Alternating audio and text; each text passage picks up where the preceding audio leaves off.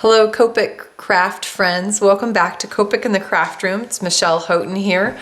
We are going to color this fun image today, and I'm going to use it just as a card front. It's going to go straight on a pattern piece of paper and a card base.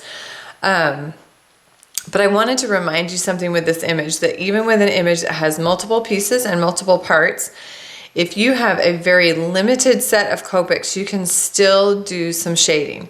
And so the challenge for myself today, or that I gave myself today, is that every single area that I'm going to color, I'm only going to do with a single marker, but I'm still going to add shading. Now, how I'm going to do that is because the Copics are transparent color, I can layer it up or add more color even with a single marker, and it's going to get darker as I add more and more on top of one area. I'm also going to go back in with my colorless blender and do some highlight work where I push back that color into some of those areas to add some highlights back in. But I think you'll be surprised at the end, by doing a single color in each of those areas, how much shading I still can get. So I've got my colors picked out. I've got a fistful of 2, 4, 6, 8, 9 markers plus a colorless blender, but I'm going to do this entire image with those 9 colors. So let's see how that works. We'll see if it goes well. I'm going to zoom in just a little bit, and I'll try to make sure I keep checking back to keep in the shot, but I'm going to color each of those areas in with a single marker color. So I'm going to keep this extremely fast today, speed-wise. Remember, you can always slow it down on YouTube, but I'm starting with R00. It's the only color I'm going to use on her skin. So I've gone over the entire area once, and I kept it really light. Now I'm coming back a second time, and I'm hitting those areas that I think would be shadowed. I have a light source on the page this time. The sun is up there, so I know exactly where that light's coming from. I can even add my cast shadow under the brim of her hat. But notice I go down the left side of her leg, even up under her kneecap, and it is going to show. And I can go back multiple times, cast shadow under the shorts, hit those inner ears, that left shoulder again, because I know those areas are going to be dark, and then really lightly blend those edges in. But I keep it really light. E33 is what I'm going to use on her hair. Again, the only color I'm going to use on her hair. So I go through and I flick downward, trying to keep those front edges kind of light and maybe even some white showing down the edges of her braids. And now I'm going to come back a second time and really focus in, especially on hair, really focus on those areas that I know I need to be darker. So the center kind of corners of the braid, the back part of the hair, the part next to her neck or back of her chin. But that's really it. You can see some color variation. N1 is going to be her hat, because I'm going to make it like it's a white hat. I get those undersides, so I know that that's in shadow. I'm using a little bit of colorless blender to blend that into white, and then back with the N1 one more time to darken up that underside and just into those creases. I forgot I was going to do her shoes brown too, or her little sandals.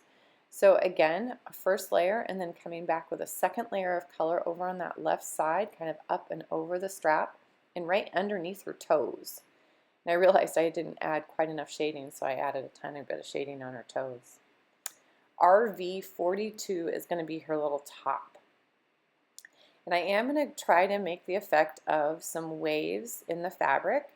And so I'm going down. You can see what happens right away. I went really thickly down in the area where I feel like it should be darker, where it goes back in towards her, and then really lightly on the part that's higher. Then I use colorless blender to lighten it further, and one more time with my RV42 to darken in those creases. B45 is going to be her little denim shorts. Color those in, and then I'm coming back with a second layer over on that left-hand side. A little bit of colorless blender on these to really lighten up and make it not only look like denim, but lighten up that right side. And once again with the B45 to darken up the left. And her little hair ties, just touch on those. Y35 is going to be the center of the flowers, and it's also going to be the sun. So I'm going to go around, and I debated on adding shading on the sun, and I really didn't, because a sun isn't actually going to have shading on it. So I appreciate it's a ball, but I'm not adding shading to that. And then on the rays, I did fade those to white. I just thought it added a little interest. So I faded those with my colorless blender. I've got a B65 in my hand. Sorry, the lid didn't get put down for those little butterflies. I go over them once and then I work from the center out a second and third time to get those a little bit darker at the center. Forgot my cast shadow on the shorts, so I come back with that B45. G43 is going to be some grass. It's also the little leaves on her hat, the little flower on her hat. So I'm just doing some broad, short flicks for grass. And you can see as I layer it up, you can see lots of texture in there because I'm definitely not coloring smoothly down there. So getting that all filled in. Going back and adding a little bit more shading on those leaves, and then B52 is going to be the sky, and this is going to go crazy fast. I decided I better speed this up even faster or you guys would be falling into your computer screens. So at this point I'm aiming for kind of a smooth coloring.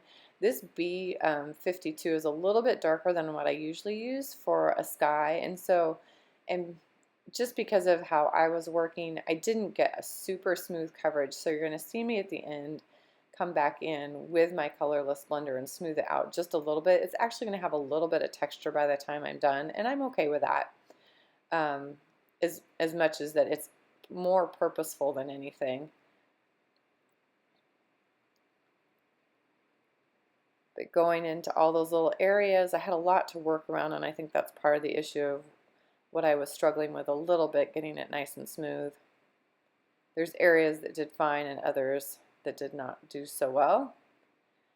So then I'm coming in with the colorless blender, and I really am just kind of doing a big, broad once over, trying to smooth some of those areas out. If anything, it's going to give it a little bit of a texture, and that's really going to be it. I did decide to edge the card, just getting those edges because I'm going to set it up on a card base. The coloring portion is all done.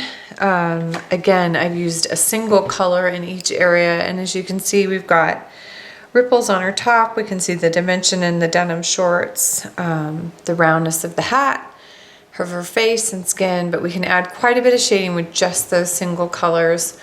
I just wanted to remind us all of that, including myself, that option is out there, and you don't have to have a whole ton of markers to color with. You can have a very limited group. Thinking with the sky, she's just going to go right on the card. I might add a little note later, but because that image is big enough to be just the card front and completed, I think I'm going to leave her just as. I might add like a little button or bow down here, but